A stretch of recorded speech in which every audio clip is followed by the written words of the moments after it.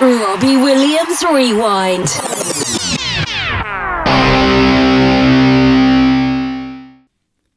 Welcome to Robbie Williams Rewind. We are the champions. I'm Matt. And I'm Lucy. And along with help from special guests, we take you on an in-depth rewind through the solo career of multi-award-winning singer, songwriter and entertainer Robbie Williams. We've got a bit of a different episode for you all today. We loved watching the BBC's Boybands Forever documentary that Robbie was a part of.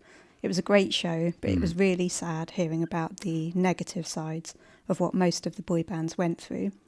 It also featured members of E17, Five, Damage, 911, Blue and Westlife, as well as many of their respective managers, including Simon Cowell. They each discussed their rise to fame, but more importantly how it affected their mental health and left some of them with no money at the end. And there's one 90s boy band member who's been discussing this topic and more with other pop stars on his own YouTube channel, The Accidental Popstar, for 2 years. So we're thrilled today to be joined by Ally Begg from Bad Boys Inc. To hear about his boy band experience, as well as some memories of meeting and seeing Rob live many times. Hi Ally, welcome to the show. Hi guys, thank you so much for having me on. Delighted to be here. Aww. We're very glad to have you. Thank you. So here's some backstory for those who may not be familiar with Bad Boys Inc. You and your three bandmates, Matthew Pateman, Tony Dowding and David Ross, had 6 UK top 40 singles, including one that was top 10, and a top 20 album in 1993 to 1994, before splitting in 1995. I was a fan. I saw you live a few times in a little nightclub near me and at a couple of road shows. So interviewing you today is a bit surreal. So relating your story back to Robbie, seeing this as a podcast about him, Bad Boys Inc. were put together by one of Take That's early producers, Ian Levine. Ian and another producer, Billy Griffin, produced Take That's third single, Once You've Tasted Love, and then supposedly that encouraged them to release a cover as their next single to get a hit, which was Only Takes a Minute. Yeah. Ian and Billy then wrote I Found Heaven and produced A Million Love Songs and the original Take That and party version of Could It Be Magic. But apparently Take That fell out with Ian during the recording of I Found Heaven and requested that they not write or record with him again. So Ian created Bad Boys Inc. to rival Take That, meaning that he had his own boy band to sing the songs he'd written and produced. Does that sound about right, Ally? Absolutely spot on. I actually had no idea until a newspaper article came out about 3 or 4 months after we actually became a band. And if I had known that that was his intentions, I think our thinking might have been completely different to work with him. From what I understand, and this is just my individual understanding, is that the album that he had produced for us was actually earmarked for Take That. So when we got together, it was quite a surreal time in my life. I'll never forget the audition. I went down to his studio, and his studio, believe it or not, was actually on the same street where I lived in Chiswick in London. Oh. So I just jumped on the bus and went down the road, went into his studio, met him. And when I came out, I remember going to the nearest phone box, calling my dad and saying to him, I'm just as confused now to what I was before I went in, and I have no idea what this guy wants. I thought he was auditioning me to be in a music video. I genuinely had no idea that he was auditioning me to actually become a member of a boy band. And the penny only dropped in my second audition when he told me, I want you to be a member of a boy band. So it was totally bizarre. It literally happened overnight. But the whole connection with Take That, I knew there was something to do with Take That because there were awards up on his walls. There were these, the old records that producers get and artists get for selling so many records. There was 1 or 2 of them up on the wall. But to be honest with you, I was never into pop music, so I didn't really know who Take That were at the time. Right. But it was only after that we got together that all of this really came out in the wash, that this was one of the main reasons why he put us together. Right, I see. So what did you actually think about the music that he was making you sing? Well, again, it's just a personal thought, but I wasn't a fan of it because I never liked bubblegum pop music. I could see what he was trying to do. I had quite a diverse mix of music when I was growing up. And I never really made this public when people asked me about my musical influences because I genuinely didn't believe that people would believe me. So when I was really young, and I remember moving to Aberdeen, because we moved to Aberdeen from Holland, and immediately I fell myself into liking bands like the Cult, the Sex Pistols, the Jam, these type of bands. And I was still only 8, 9, 10 years old and loving the Sex Pistols at the age of 10. The Sex Pistols album was the third album that I ever bought in my life. And my mum made me take it back to the shop and get a refund. Oh, no. She was absolutely distraught that I had bought a Sex Pistols album.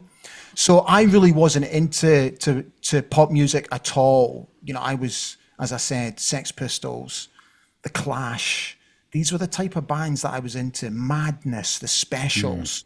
So my music was completely diverse. Right. Because your album does have quite a sound that was similar to Take That's records that Ian had produced. Yeah. You know, when you listen to some of the songs, it's like, oh, that sounds like the beginning of I Found Heaven. Yeah, I completely agree with you. And it was something that we as a foursome had become quite conscious of quite early, because there was obviously going to be that natural tie-in with Take That, because Ian was now producing us and Billy Griffin was now doing the backing vocals on the records as well. So if you listen to Don't Talk About Love and then you listen to Walking on Air and then you compare it to Could It Be Magic or I Found Heaven, the backing vocals are exactly the same. Yeah. And I was hugely uncomfortable with that. Even from day one, it was something that really troubled me and really bothered me, because I felt that we needed our own individual sound. And the press jumped on that quite quickly. And I almost pleaded with Ian Levine to have a completely different sound in the background, backing vocalists. And he just wasn't for doing it. He wouldn't listen to us. So at the end of the day, because I was given such an opportunity, it was important for me to remain humble, keep my feet on the ground, be very grateful for the opportunity that I was given, considering that I was plucked from obscurity and given this opportunity, which had the potential to be life-changing. So I remained quite humble about it all. In hindsight, which is obviously a great thing, I should have stood up more, because there were knock-on effects which affected me personally going forward. Right. Yeah. And I guess you said you never really thought about being in a boy band, because I think you were modelling before and you went to the audition and then suddenly you were in a boy band. So I guess there was little preparation that you could have done, because it happened, I guess, hence the accidental Popstar channel that you run. Yeah, because it happened so quickly, I didn't really have time to think about it. I was literally thrown in, as were Matthew, David and Tony. Okay, we had an original lead singer, a chap called Richard, that didn't work out. And we auditioned Matt, and Matt came in about 4 or 5 months later. And then obviously it worked once Matt came in. But at the time, which was the autumn 1992, when I first auditioned, I'd been with Models One in London for about a year, and my career with Models One was really starting to take off after quite a slow start. So I was doing really well at the time. I was getting great jobs. I was earning decent money. I was very much on my own 2 feet. I didn't need to rely on my parents anymore, who had been incredibly supportive since I moved to London. So joining a boy band was the last thing I was thinking about at the time. And I remember in the audition, he said to me, "Can you sing?" And I'm just like, no, of course not. the only level of singing I've ever done is at football matches. And he said, can you dance? I said, well, I can dance. Dancing will not be a problem because I love dancing. I was right into dancing. Yeah. So I knew that I had no fears of that. But the singing was a real concern for me. And again, from early days, when he brought in session singers to do our backing vocals, it really, for me, it was the worst thing that could have happened, because all it did was made me feel like a fraud. And that was one of the major issues going forward, for me personally anyway. Yeah. Yeah. And we'll come on to talk about that a little bit more, won't we? Yeah. So you worked your way up in much the same way as Take That did, doing schools, under 18 clubs, over 18 clubs, and worked yourselves ragged. How did you cope with the long hours and the exhaustion of it all? Honestly, it was non-stop. I found an itinerary of ours. I moved house recently. I was just clearing out and found an itinerary where we did 6 gigs in one day, starting at 3:00 in the afternoon in a school, and then progressively working our way to another school, to a university, an under 18 club, and then actually finishing off by doing 2 gigs really late at night. I think our last gig was at about 11:00 at night, up in Newcastle. And I just looked at it, and this was the norm for us. So it became a daily routine, and it was exhausting. I'll never forget one time we drove all the way to Newcastle. We'd done a television show in the morning. We met at our manager's office after having a meeting, jumped in the van, drove all the way to Newcastle. We were really excited about doing the gig because we always got fantastic support in Newcastle, and our gigs were always sold out. And we got there, and to our horror, there was nobody outside the gig. And normally, you know, we'd be met by hundreds of screaming fans. There was nobody there. And I was like, oh my God, what's happened here? As like, is our popularity just gone all of a sudden up here? Why is there nobody here?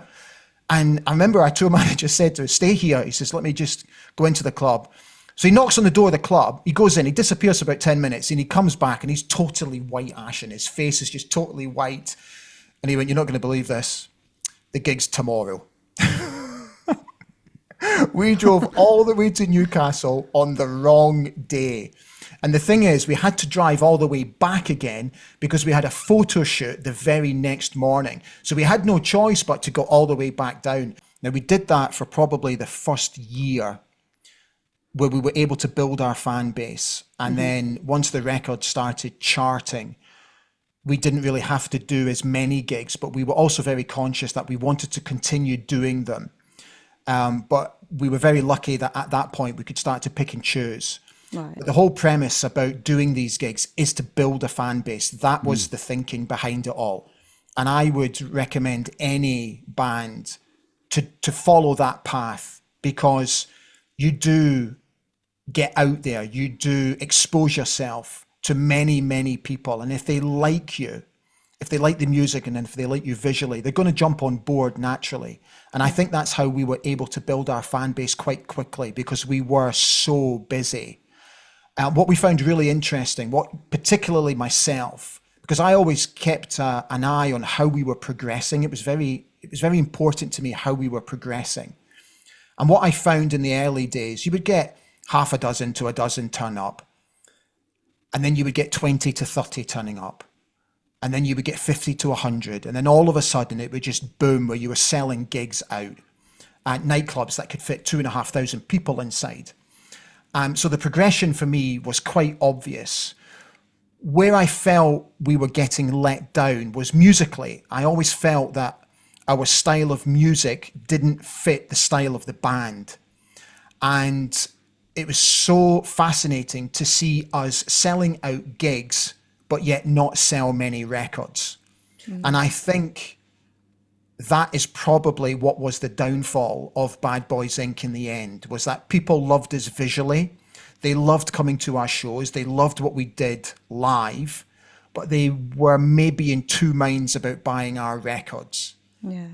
And for me, when you look at the bands that were up and coming in and around our time, which was Boyzone and Backstreet Boys, who were very much in the background, but that we'd become aware of.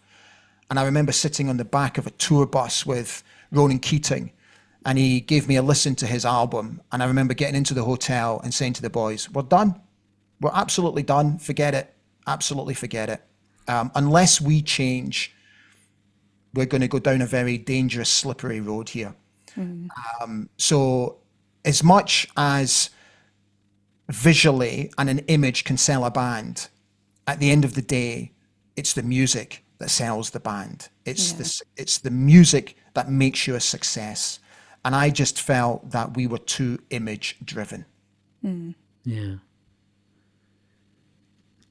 And something that you ask all of your guests on your show is whether anyone ever sat them down and said, this is what's going to happen and this is what things are going to be like when you're famous. Do you think it's possible for anyone to even comprehend what being famous is like, for them to be able to explain it or warn you in advance and how to deal with it?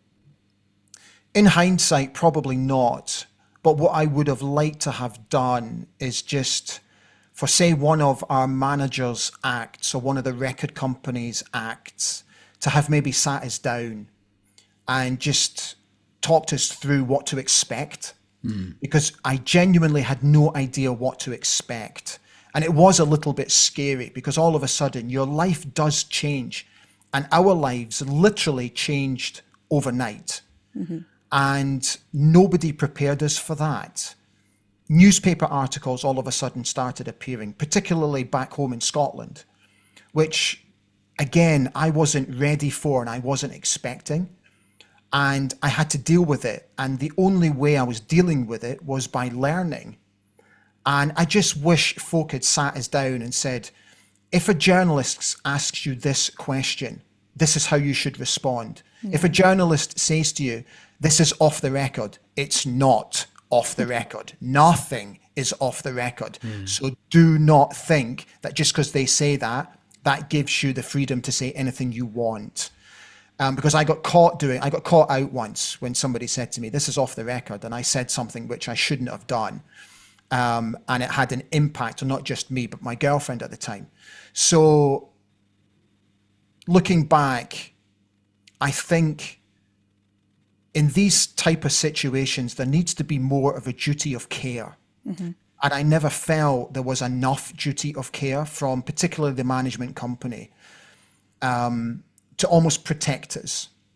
Because we were literally thrown in. We were thrown in at the deep end, and it was sink or swim.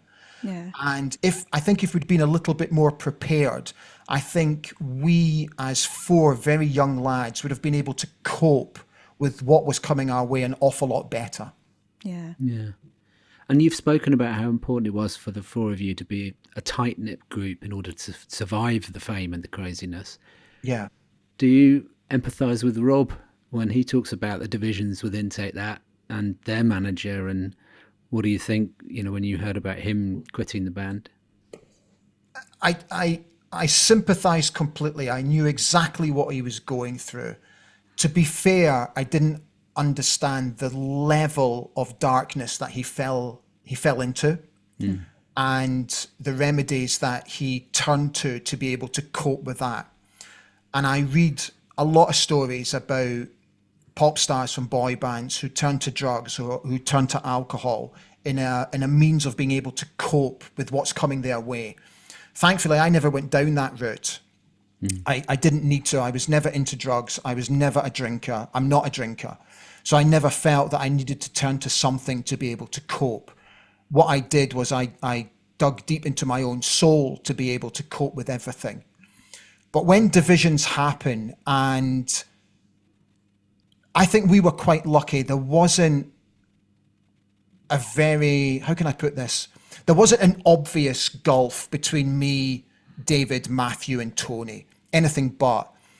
There was a time when it felt more like Matthew and David and Ally and Tony. But that's only because Tony and I shared a room. We would sit next to each other on the bus. But that didn't mean to say there was a division. It's just I enjoyed Tony's company probably more than I enjoyed Matthew or David's company. Not that I didn't, because I didn't. But Tony and I had more in common. Football, for a start. Modelling, another one. But Matthew and David's sense of humour was something that I was very attracted to. They have a wicked sense of, and I don't mean wicked, I mean as in wicked, yeah. Right. Like they would make fun out of people and all that kind of stuff, almost like a dark humor. And I really enjoyed that from them. Honestly, the two of them were like a double act, and they were so funny, and they would keep us going for hours, particularly on the bus. They would just keep us going for hours. And Matthew is now one of my closest friends. Unfortunately, I haven't spoken to David or Tony for a number of years now. But Matthew is still one of my closest friends, and we talk very regularly. And I went to see him when I was back in London in May. So I do empathise with what happened to Robbie, because I understand, because I was there myself. Yeah. And I can understand why divisions can be created. One of the things that used to really annoy me was it was almost like there was a competition to be who was the most popular member of the band. Mm. And I couldn't understand why this atmosphere was almost created. It's like, who cares who's the most popular member of the band? It's irrelevant. It doesn't matter. At the end of the day, what mattered was us as a unit, mm-hmm. looking after each other and how successful we could be going forward. And where I'm really, really proud of the boys is that we worked tirelessly to try and make Bad Boys Inc. a success, because we knew that behind the scenes, from a musical point of view, we were up against it. Yeah. So we doubled our efforts. David, Tony, and I spent hours with vocal coaches trying to develop a voice that was going to be good enough to be able to sing live, to be able to sing a cappella, and to be able to perform on records in a studio. So it was absolutely vital that the four of us remained as strong as we possibly could. And it's something that I'm very proud of that we did, that we achieved that the four of us were very, very strong together, because we did really look out for each other. We really did. That's quite kind of rare to hear in boy bands. Yeah, I think so. But I think we were switched on, and I'm not suggesting for 1 minute that other boy bands weren't, but we were very conscious of looking after each other. And I think there was an element where we genuinely cared for each other, and we wanted to be the very best that we could. Mm. We had a stylist who eventually came in, who became a really good friend of ours, and he styled us. And we were allowed an input into how we looked. And the four of us, we really worked on our image, and we really worked on our stage presence. And I swear to you, the hardest I've ever worked is with a vocal coach and in the dance studio. When we went into the dance studio, we worked 8-9 hours a day on our routines. If we had a day off from doing photo shoots or gigging or meetings or whatever, we would arrange to go to the dance studio. We would say to our management company, can you please find us a slot and get us into the dance studio? And we worked so hard to make sure that when people came to our gigs, that we absolutely blew them away. Mm-hmm. That they came away going, wow, that was actually really, really good. And when I look back on television shows that I've never seen before, that fans now send me clips of shows that I've never seen before. And I'm just like, I text Matthew the other day, a guy sent a clipping of a television show that I have absolutely no recollection of doing whatsoever. And it was our last single, and I think it was one of our last ever performances. And I text Matthew and I said to him, do you know what? I said, I'm not blowing smoke up our own backsides, but mate, we were good. This is a really polished performance. We're tight, we're on time, we look good. And I felt proud about that. I felt really quite proud about that. Yeah, that's good. So you know how crazy the hysteria and lifestyle felt to you. What was it like to receive negative comments from random members of the public? And can you imagine what it felt like for Rob at the height of his fame when he was being called the fat dancer from Take That? Yeah.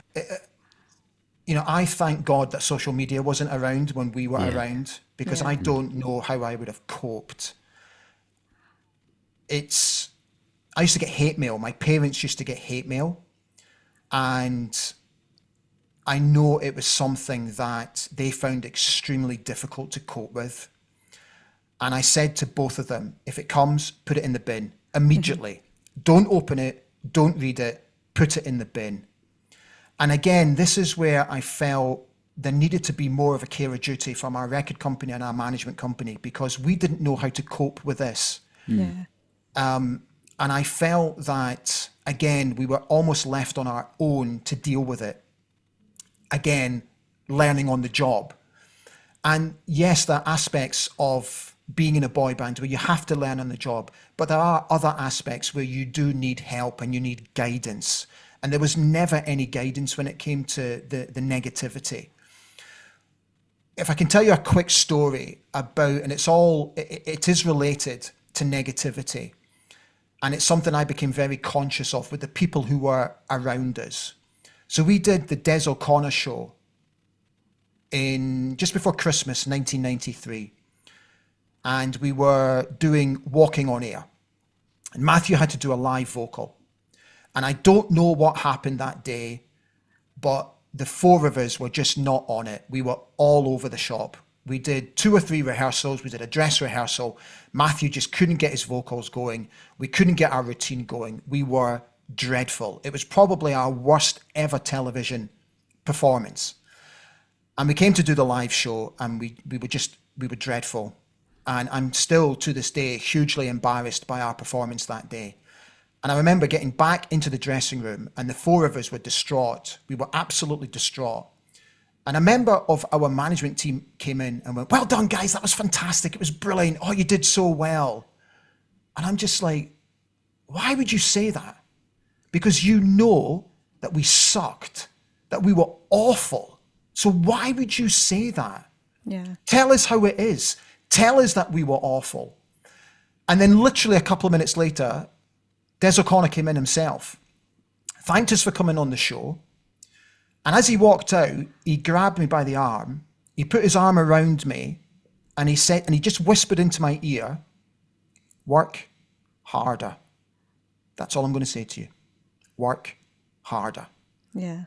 And that stayed with me, because he knew that we hadn't put on a very good performance that night. You could feel it from the audience. Right. And it was a really, really difficult moment for us. And the criticism that came our way after the show went on air was quite telling. But I was like, we have to take this on the chin, because we were awful and we have to learn from it. But when you get into the privacy of your own home, that's when it gets really difficult, because all of a sudden you've got nobody to bounce off. Yeah. You've got nobody to take the mick out of. And that's where I found it personally quite difficult, is when I got home and I didn't have the lads to bounce off, that it started to eat away at me about, you know, we're not as good as we think we are, and we've still got an awful lot of work to do to improve. So it was hard, really hard. Yeah. But to be honest with you, you learn over time that you have to do your best to let it go, to not let it bother you. I was given a great piece of advice by a friend of mine who was a professional football player at the time. And he said to me, "Do not read the newspapers.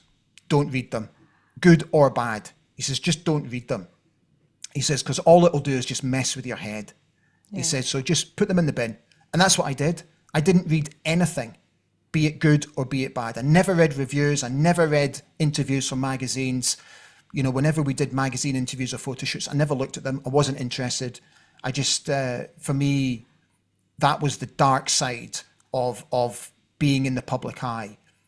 So I fully sympathize with why Rob found it difficult, because when you start having a go at you for your physical appearance, that's not cool. No. It's really not cool. Yeah. I can handle people saying to me, "Oh, you were awful tonight." But if people would say to me, "You look fat," or "You've put on weight," or "You've got spots on your face," that's like, come on, is that really necessary? Yeah. So, you know, fair play to Rob, because he came through it. Yeah. And at the end of the day, he's had the last laugh, hasn't he? Yeah, exactly. including writing the song Fat Popstar, Yeah. where he came out in a giant fat suit. Just, yeah, I love that.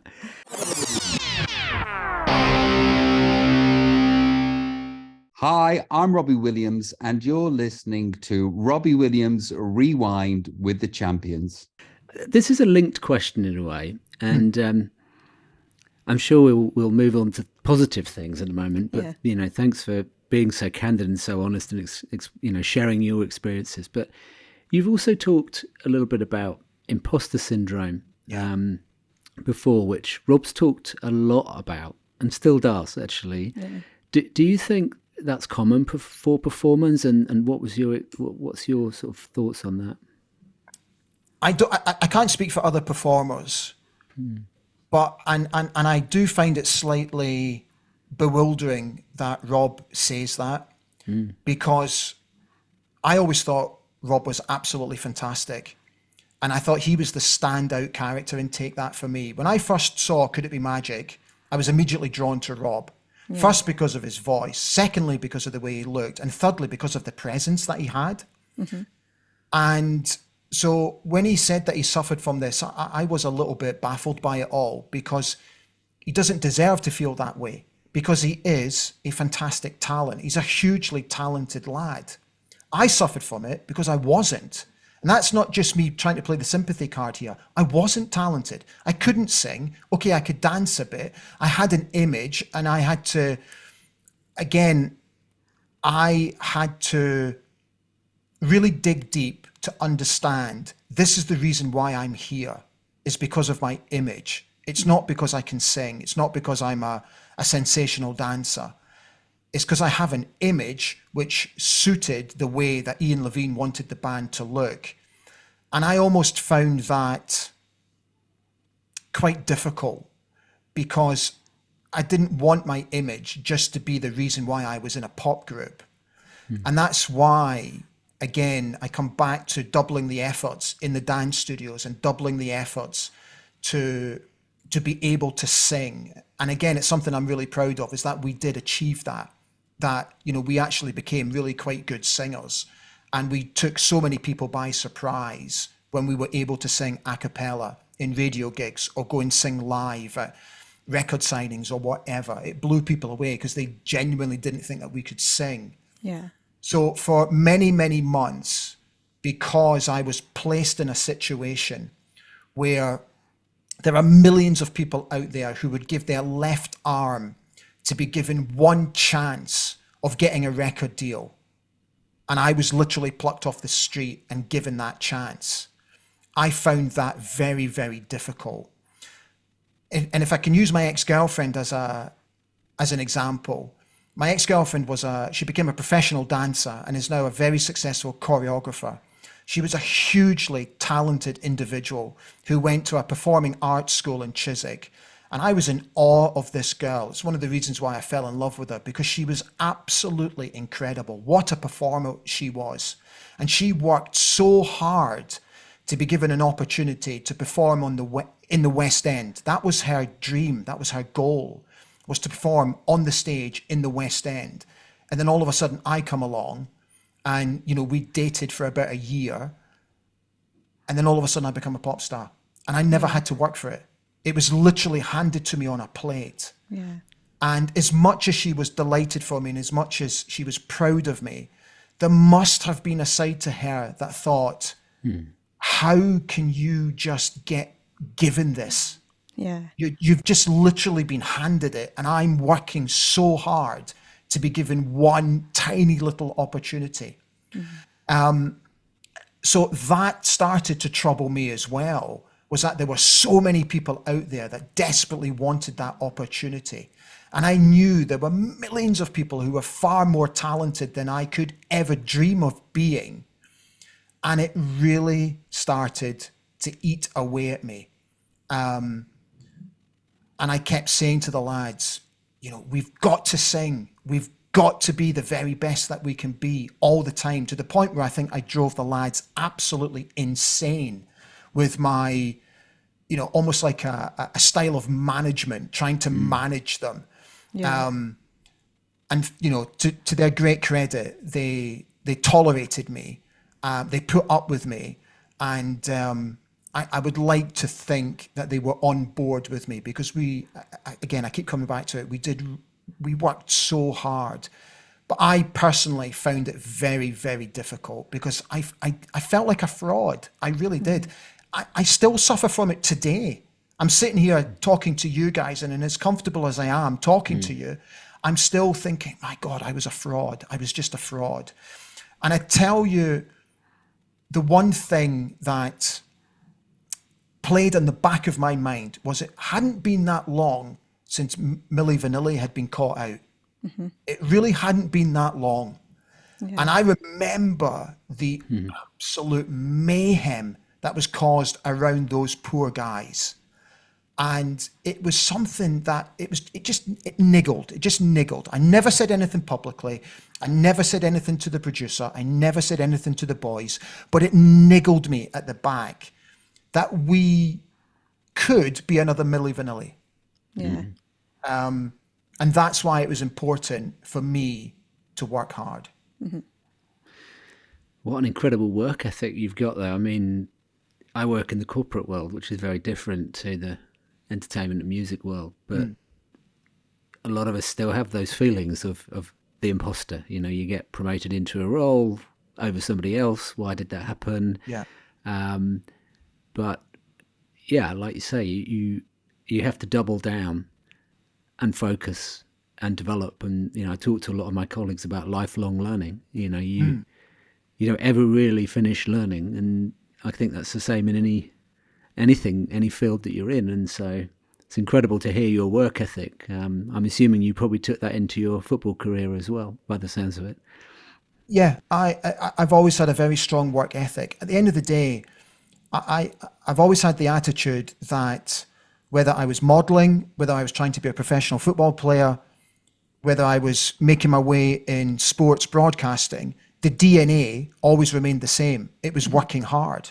And I always tried to better myself, no matter what I was doing. I always wanted to be the very best that I could be. Even now, you know, I've just gone through a life-changing illness. I've gone through a divorce, all at the same time, which completely threw me.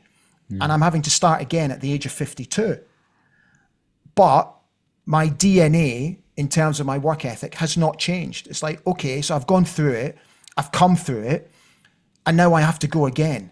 So I have to use what I've used over the past 30 years to be able to get me to the level that I want to be at now, which is hard work, which is believing in myself and cracking on.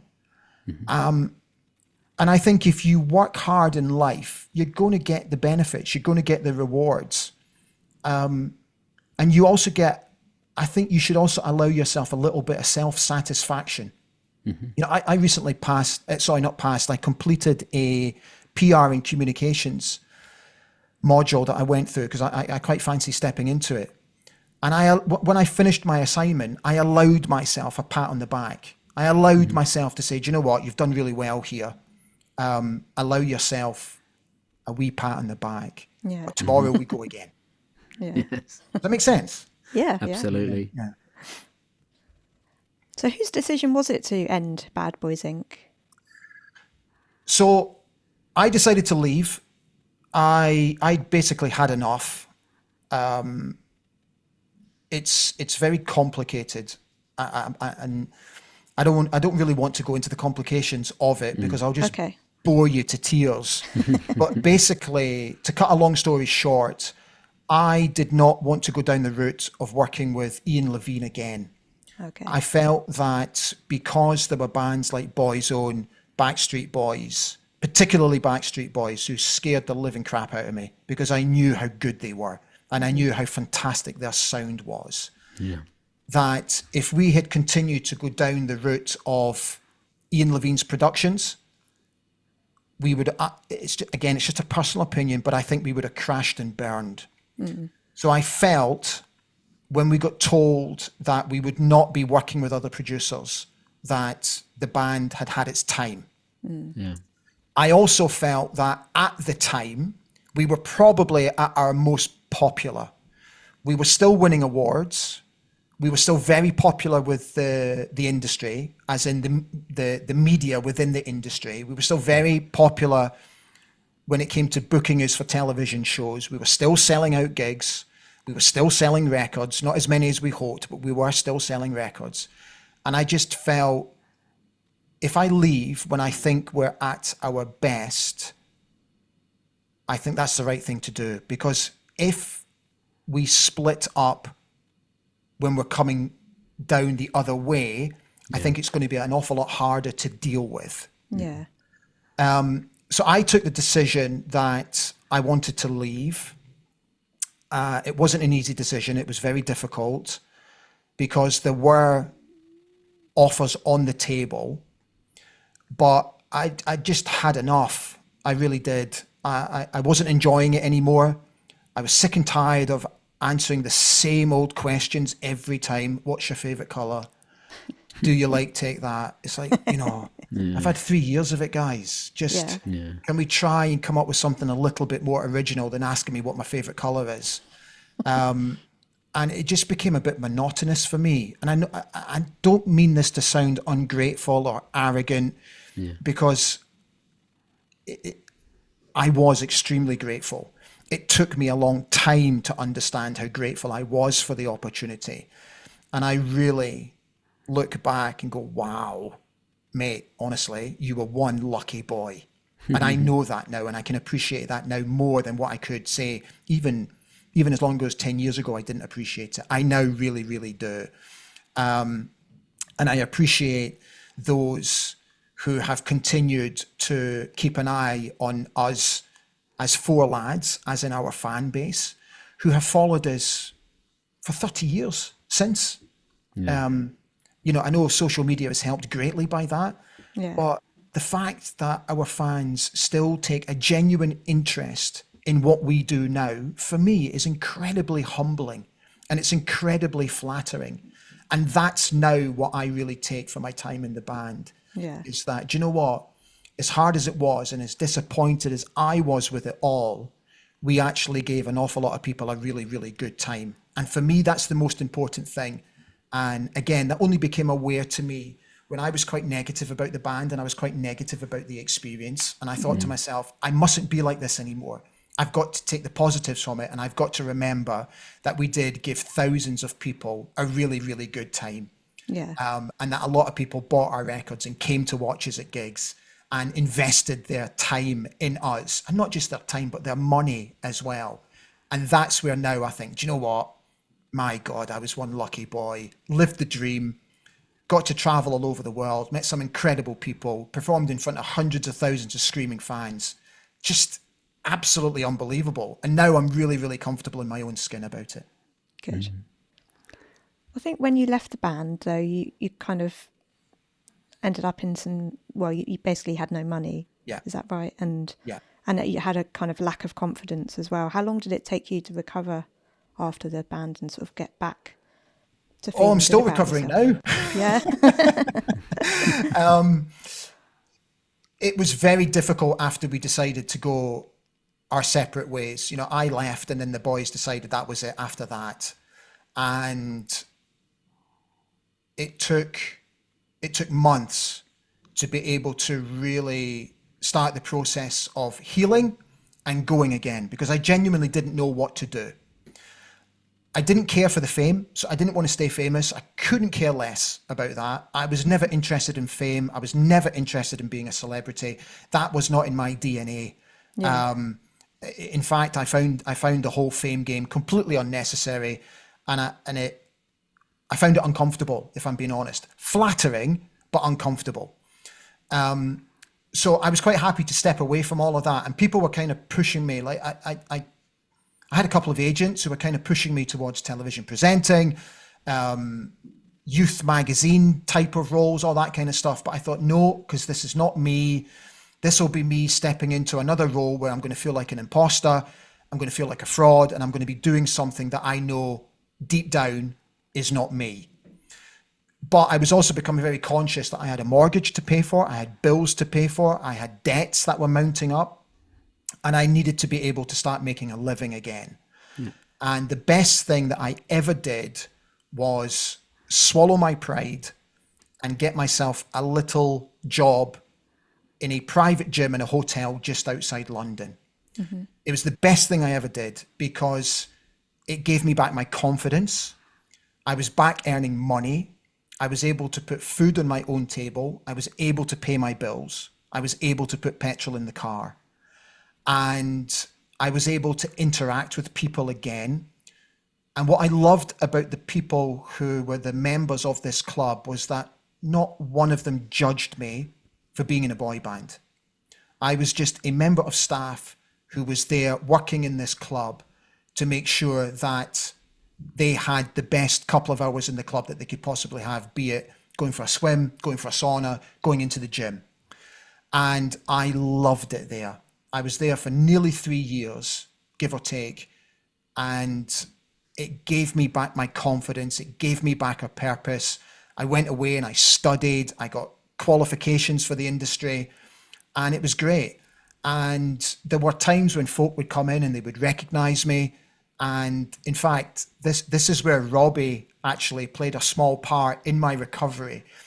Am I allowed to use bad language? Yes. Yeah. Okay. Just to give you context for the story.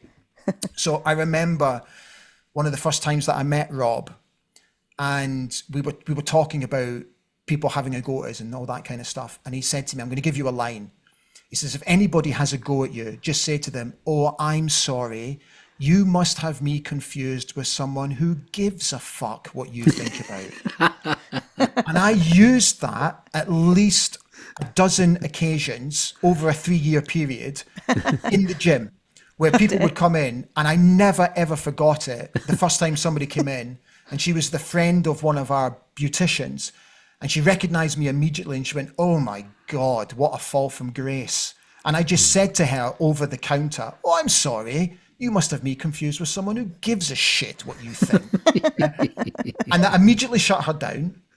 She kind of went away a little bit sheepish, and I had to use it on more than one occasion, and it worked every single time. And Rob gave me that line, and I'll even today, I still use it today.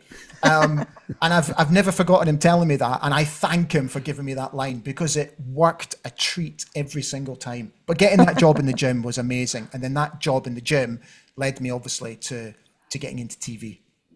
Right. And we're going to come back to the other things that you've done in your career since. Yeah. But while we're on the subject of Robbie, can we delve into a few of your Robbie memories? Yeah. Maybe. So I love that, by the way. That definitely sounds like Robbie, what you've just said.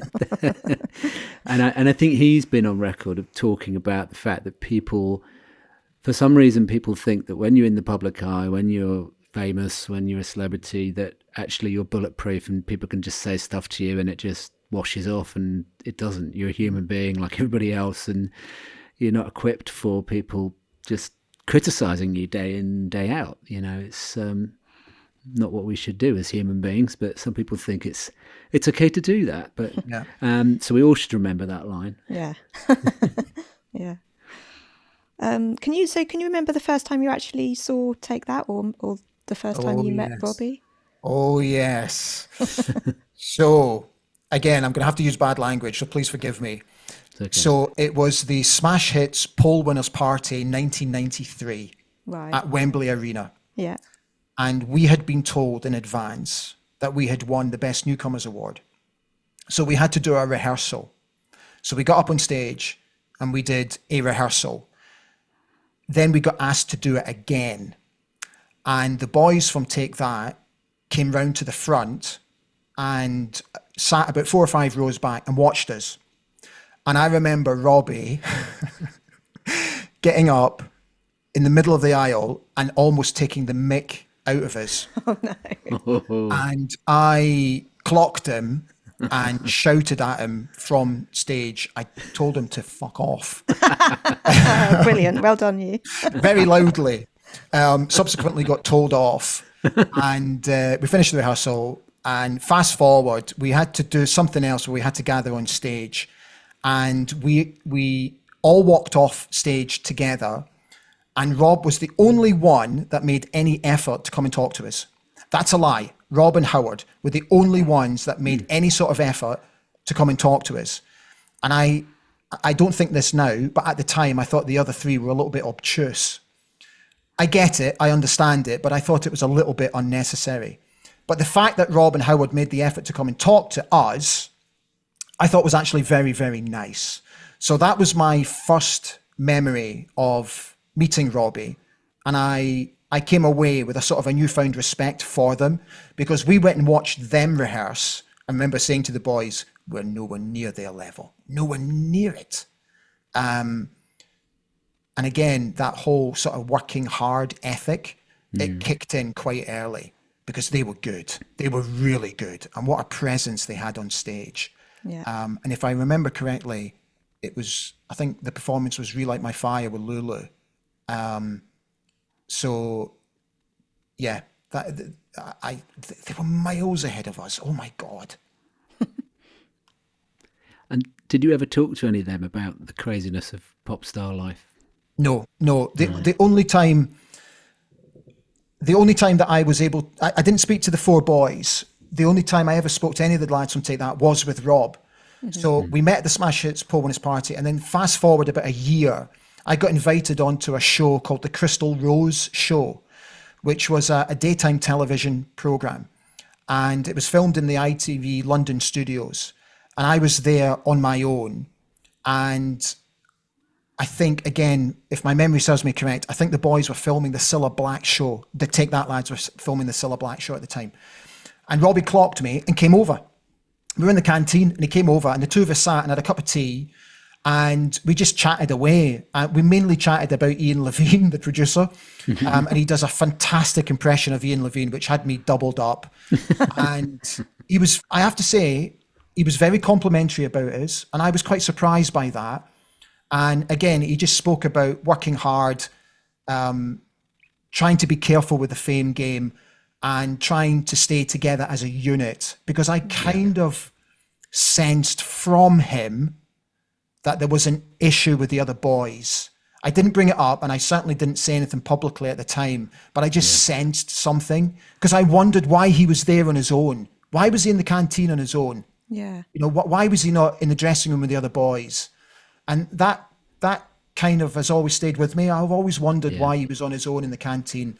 But he came over, and, you know, we had about 20 minutes together or so, and he was fantastic. He was absolutely lovely.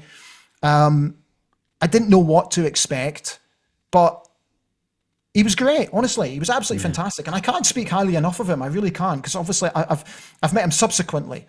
And he's been brand new every time. Every time I've met him, he's been absolutely brand new. Yeah. Sorry, brand new is a very Scottish terminology. I was thinking that when you said it. Brand new is like, he's fantastic, he's great. Get it? Yeah. So you said that one of your friends was Robbie's bodyguard when he first went solo. So That's you ended right. up seeing Robbie a few times live in London. That's I guess right. it was London. Yeah. What gigs were those? So he did a couple of private gigs to start with, and then he did a couple of rehearsal gigs. So I got invited to all of these gigs, basically. The rehearsal gig was in preparation for when he first went out on tour. And then I got invited to a venue somewhere in Hammersmith. I can't remember where the venue was, but that was his first gig in front of a live sort of audience, let's say. So I got invited to that as well. So the guy who was our bodyguard, a gentleman called Paul Dallanegra, his twin brother, Ricky, was Robbie's personal bodyguard. Right. And I was very, very tight with Paul and Ricky. I still am to this day. They're still, the two of them are still my closest friends. So Ricky got the job working with Rob, and he would call me, because I lived, the first gig, if I remember correctly, it was somewhere in North London. I can't remember exactly the venue, but it was basically a rehearsal to do the live shows. So Rick invited me along, went along, met Rob again, told him about what had happened to us, because he was genuinely quite interested. Asked him how he was doing, just the normal kind of stuff, almost like looking out for each other. Then he did the gig, and I swear to God, he blew me away. I was like, holy crap, how good are you? There were times when I was like, you need to reel yourself in a little bit. He was almost like too excitable. Yeah. But he was amazing, and he did this version. He did this cover version of what's that song called? Back for Good. Take that. Yeah, Back for Good. Yeah, where he yeah.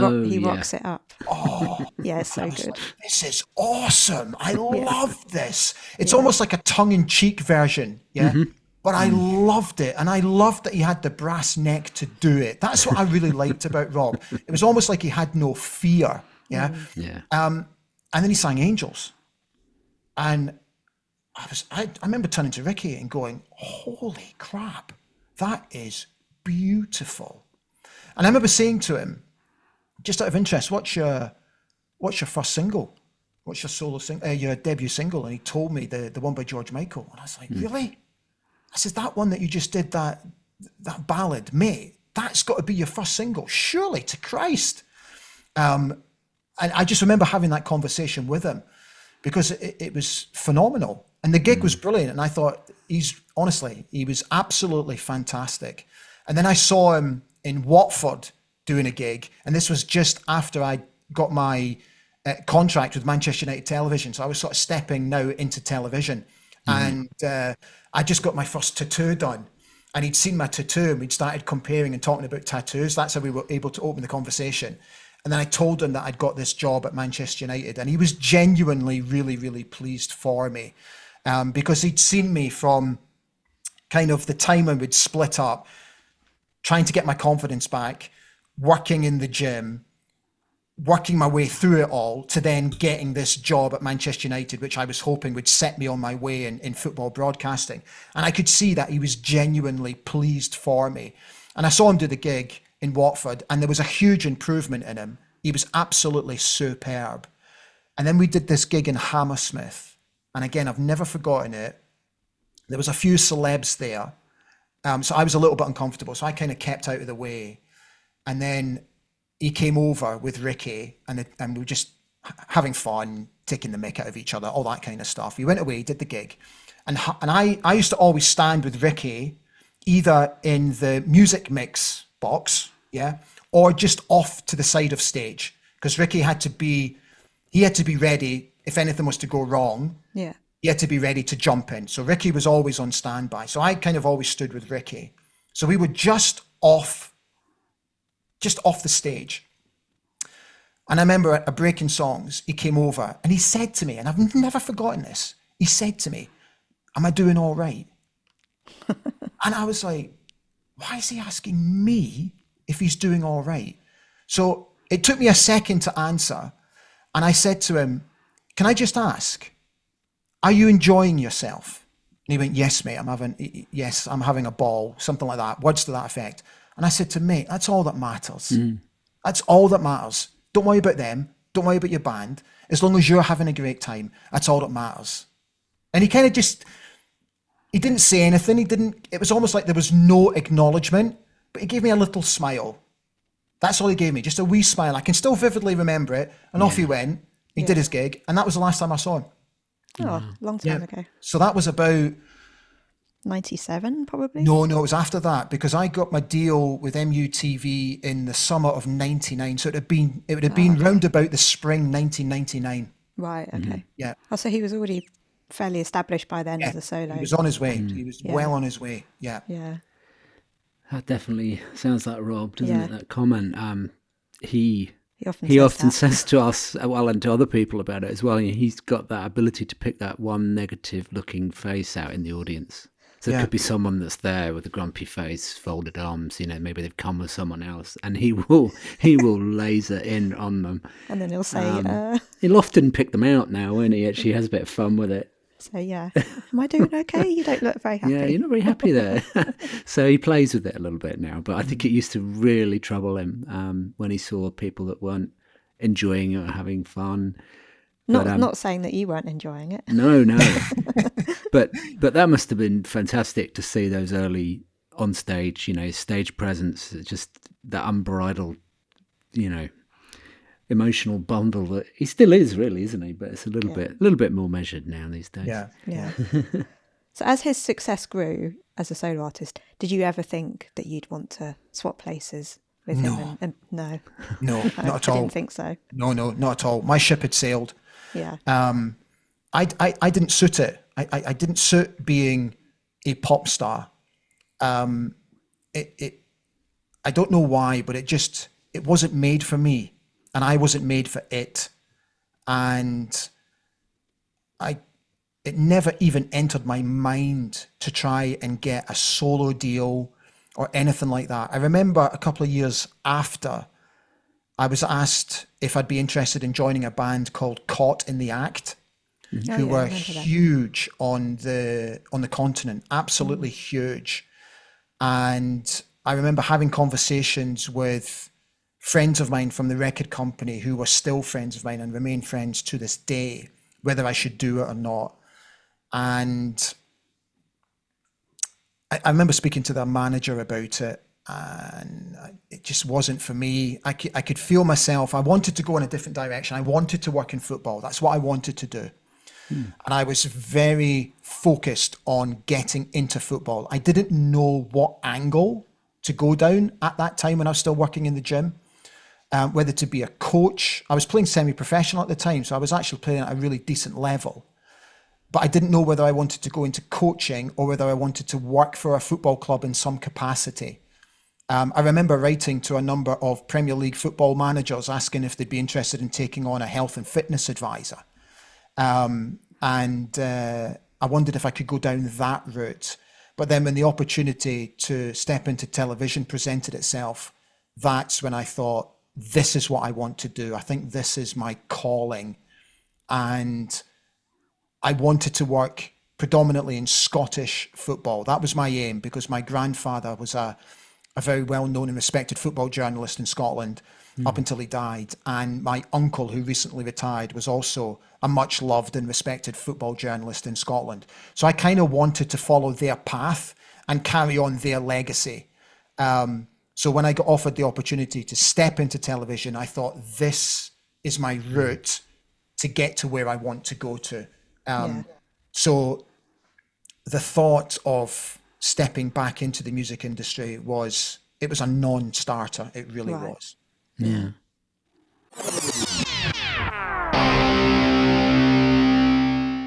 Hi, I'm Robbie Williams, and you're listening to Robbie Williams Rewind with the Champions. And Rob's spoken a lot about the importance of mental health long before most people could even think about talking about it publicly. And thank goodness now it's not such a taboo subject as it used to be. Yeah. As I said, I work in the corporate world, and it's something that's really close to my heart. And we have this concept called mental health first aider now. Okay. And I do that in the workplace. And so I'm trained to have a conversation with people who may not be feeling quite right, or, you know, all the way through to someone who's actually feeling suicidal, and the types of questions that you can actually ask that person in the moment if needed. Thank goodness I haven't had too many of those. But that whole area of mental health, I mean, as I said, Robbie started talking about it, and he said in the beginning he used to hide his emotions because people would sneer at him, or if he admitted he was depressed or anxious, you know, people would go, well, you know, you're famous, you've got money, and you should be grateful, you should be happy. What are your views on that? I mean, did you meet people who were like that with you? And, you know, how have you found your mental health over the time that you've been in the band to today? The biggest issue for me was perception. So just because I was in a boy band, the perception was that I was a millionaire. That I was living in a mansion, that I was driving luxury cars, flying first class. Trust me, that could not be further from the truth. I was earning £800 a month. That's what I was earning. In 3 years, I earned £18,000. That's it. That's all I got. That's all I made. I only was able to cover my mortgage payments from being in that band. Thankfully, everything was predominantly taken care of for us in terms of hotel stays, food, all that kind of stuff, clothes. But in terms of actually making a living, I was scraping the bottom of the barrel. I really was. And I remember having the conversation with the management saying, I know how much we're turning over because I've kept a record of it. I know how much we earn every gig. So I know what we're turning over on a monthly basis. We want to increase our monthly allowance. And they wouldn't allow it. And I struggled with that. And I started to struggle with that mentally because I couldn't understand why we had to scrape to make a living, considering the amount of work and the amount of hours we were doing. We were entitled to make a comfortable living. Mm-hmm. Now, I'm not saying the type of living that everybody hopes for, you know, where you're unbelievably comfortable and money is no object. I just wanted to make a decent wage. It's all I asked for. So I found that part of it quite troubling. When the band split up, I found myself in a situation where I felt I had no purpose. Mm. And I remember there was a period where I would go to bed very late and I would get up very late. And I remember not feeling very well one day and I went to my doctor, and out of nowhere, my doctor said to me, I just got a wee question for you. He says, just out of interest, what time do you get out of bed in the morning? I says, it depends. I said, if I've got something on, I'm out crack of dawn. But if I've got nothing on, 11, sometimes noon. And he went, you're depressed. I went, what? Don't be ridiculous. He went, you're depressed. I said, I'm not depressed at all. And he says, you are. And he says, why are you getting out of bed at 12 o'clock? And he says, I'll tell you why you're getting out of your bed at 12 o'clock. Because it makes you think that your days are shorter. And because you think you've got nothing to get out of bed for. Mm. And that was a light bulb moment. Mm-hmm. Now, I still argue to this day that I don't think I was depressed. I just think I was pissed off. Mm. Yeah. But I was like, oh my God, I need to get out of bed because this is ridiculous. I need to set myself goals for the day. Yeah. And that was the moment that, again, I was able to start turning my life around, because I remember the very next day getting out of bed at 8 o'clock in the morning and I went for a run. I got back, I got my football boots, I drove up to the football pitch and I went and did some football training for the next 2 hours. And that was my purpose, to get out of bed. Mm-hmm. And then I suddenly started thinking, right, you've had enough time now to feel sorry for yourself. Now you've got to crack on. And this is where I feel that I'm absolutely blessed and thankful and fortunate that I have had the mental strength to be able to come through all the adversity that I have faced over my life since the band. Mm. And there's been a few, trust me, where I've had to start again and I faced adversity, but I've been able to come through it because I've believed in my own mental capabilities. Yeah. And I'm very, very thankful for that. Even coming through my illness and my divorce, which is probably the hardest thing I've ever had to do, bar none, I've been able to do it on my own. With the support of my very close friends and my brother, I've come through it. But I toyed with getting help. I thought about it. And in the end, I decided against it because I felt that I was strong enough as a person to be able to deal with it and cope with it. And again, I allow myself a pat on the back for being able to do that. So I've been, again, very, very fortunate where I have not suffered from any sort of mental health issues. I haven't suffered from any sort of depression. So I've been very, very lucky. So I wouldn't really know how to answer the question because I've never really been in that situation. And I think, to be completely transparent, I think it would be very wrong of me to say to people who are suffering from depression or mental health issues how to cope with it, because you have to find your own individual path. to how to cope with it and how to deal with it and how to get better. For me, that's the most important aspect, is how do you get better? Can you do it on your own? If you can, great. If you have to get help, for God's sake, get help. Yeah. People, my friends were pleading with me to get help. And it wasn't because I didn't want the help. I just felt it was something I needed to do on my own. Yeah. And yeah, I think I've done okay. Yeah. Yeah. It sounds like you've got a very strong inner resilience that probably started very early in your life, I would suggest. Yeah, Not knowing resilience you is- well, but Yeah, Matt, resilience is a good word. I've never really thought of it like that, but I am resilient. I don't really allow things to get on top of me. I've never allowed things to get on top of me, because what I've always worried about is if something does get on top of me, how I would cope with it. So I've never really had that experience. I've always gone, right, pick yourself up, dust yourself down, let's go again. Yeah. Yeah. We can either go two ways here. You've got a choice. This is where I think I'm very lucky, because I gave myself a choice. yeah. The choice was get on with it, reinvent yourself again, start again. You've got so many opportunities out there. The world is now your oyster. Or you can choose to let it eat away at you, get at you, frustrate you, annoy you, and piss you off. Yep. If I went down that route, I worry what would happen. Yeah. So I always go the other way. Thank you.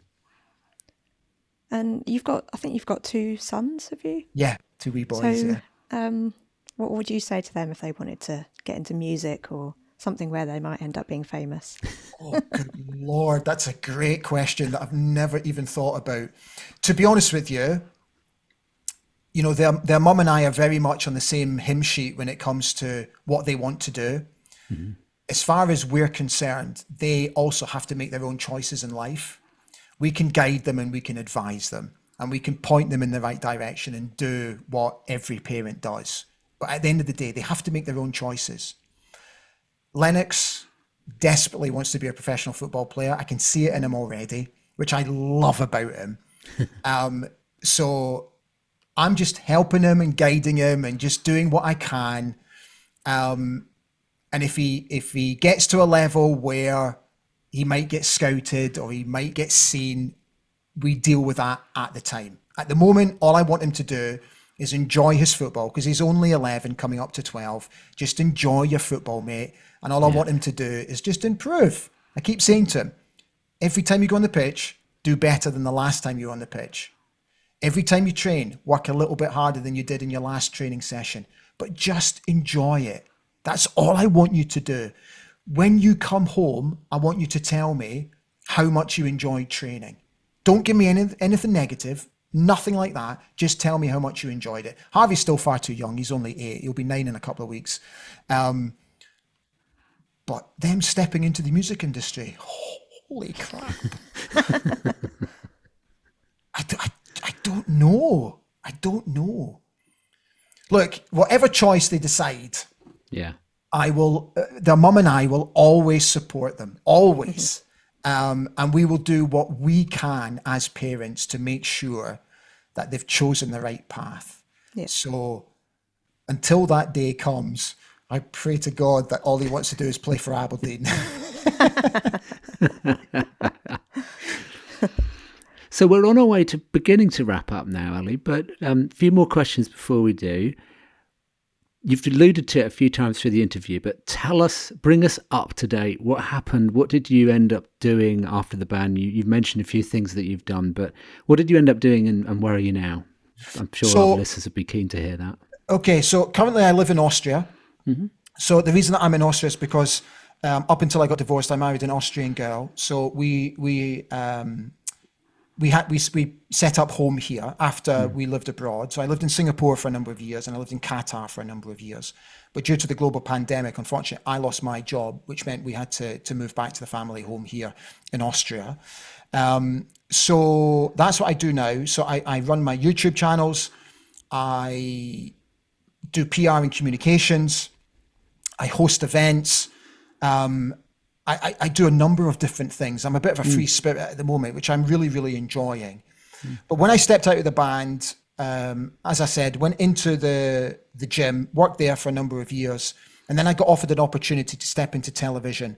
So what I did was I went to a channel called Granada Shop, which was a shopping channel that sold all the items from the old Littlewoods catalogue.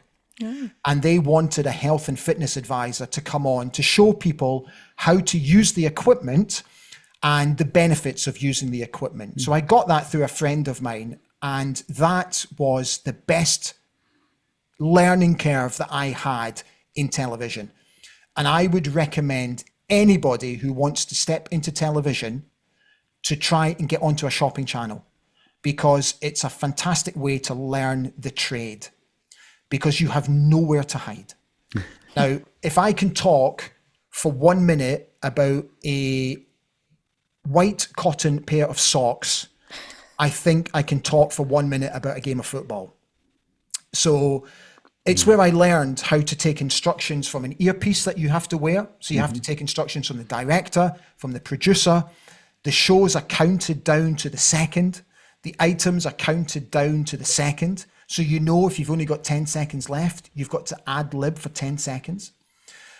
It was the perfect grounding for me. And then very luckily, I got spotted by a producer from MUTV, Manchester United Television, who thought that I'd be perfect for a youth magazine show that they were about to launch. Auditioned for that, got the job. And then while I was doing that job, I kind of worked my way up the ranks at Manchester United Television and ended up hosting their magazine programs, their phone-in shows, presenting the news. And again, from there, I progressed to other work, got a gig on TalkSport Radio, presented on Sky Sports News for a while. And then I got offered a job up in Glasgow to go and work for the now defunct Setanta Sports. So I worked in Glasgow for 3 years. And again, I got very lucky. I got spotted by a producer who was the executive producer for ESPN Star Sports out in Singapore. Asked me if I'd be interested in going out there and presenting their Premier League and Champions League coverage. So jumped at the chance, moved out there, was there for 7 years. And then I got offered the opportunity to move to Qatar, and worked in Qatar for 7 years as well as a senior football producer. So while I was in Singapore, I took the difficult decision to step away from presenting and work behind the scenes. So I became a producer because I felt it would give me more longevity in the industry, and started producing live studio shows in and around live football matches. And that's what I did while I was in Qatar. I was in Australia last year producing the Women's World Cup for a sports broadcaster called Optus Sports. And yeah, I still dip my toe in now and then. I really enjoy it. I love it, to be honest with you. I only want to go freelance now, so I'm not interested in being employed by anybody. So if there's opportunities to continue producing, I absolutely would consider it. So yeah, I've been very, very lucky, guys, that I've been able to sort of build a career for myself out with the band, and been very, very happy, and now able to have a really good laugh about the band and talk openly about my experience, whereas before I would kind of shy away from it. Yeah. Wow, what a journey. Yeah. And we ask all our guests this question, so it's a standard question. Do you have a favourite Robbie song? Yes, I do. And I know it's going to, it's not the obvious, you know, it is the Back for Good one. I just love it. I love the tongue-in-cheek feel to it, and the fact that he's just ripping the piss. That's what I love about it. And for me, it kind of epitomized Rob at the time. I keep calling him Rob like he's a pal of mine. He's not, you know. We call him Rob as well. Sorry, because I've not seen Robbie for many, many years, and I would doubt hugely if he'd have a single clue who I am. If we ever bumped into each other in the street. But I just loved that version of Back for Good that he did. I just loved it. Yeah, I prefer it to hearing the original version of Back for Yeah. Good. Or when we Yawn. take that Yeah. live. Yeah. Yawn. Yeah, yeah, exactly. I'm like, oh, come on. Yeah, they actually went and performed that with him at the Brits. Oh, did they? Yeah, well, in 2016, he won Yeah. his Brit Icon Award, and Oh, Take did That he? came on and presented it to him, and they sung that version with him. Ah, It came full cool. circle. So that was pretty cool. And that's the last Very time he cool. ever did it, I think. Very Yeah, cool. it was a Good good for him. moment. Yeah. And then do you have a favourite album or video of Robbie's? The video is the one where he's in the bodysuit and he has to rip it all off. Oh, yeah. Rock DJ. Rock DJ. Rock yeah. DJ, yeah. Because Ricky told me that he... now, I don't know how much of this is true, and I must admit, I did think Ricky told me this with his tongue placed firmly in his cheek, but he told me that Rob did walk home from the studio in that suit. There is a video of him wearing There it along is. the street. So it's true. It's true. Yeah. Yeah. And then a police car drives past and he kind of freaks out and sort of No way, hides. really? Yeah. Yeah. So it's true. It's Oh, true, man, yeah. I love that. Yeah. Yeah. Brilliant. Oh. And will you be going to see his film that's coming out soon? So his biopic Better Man is coming out in a few weeks. I'm not sure when it's coming out in Austria. Do you know? It's remember. Boxing Day here in the UK. I know that Is much. it? Okay. No, I watched his documentary, the documentary that he had out recently. Yeah.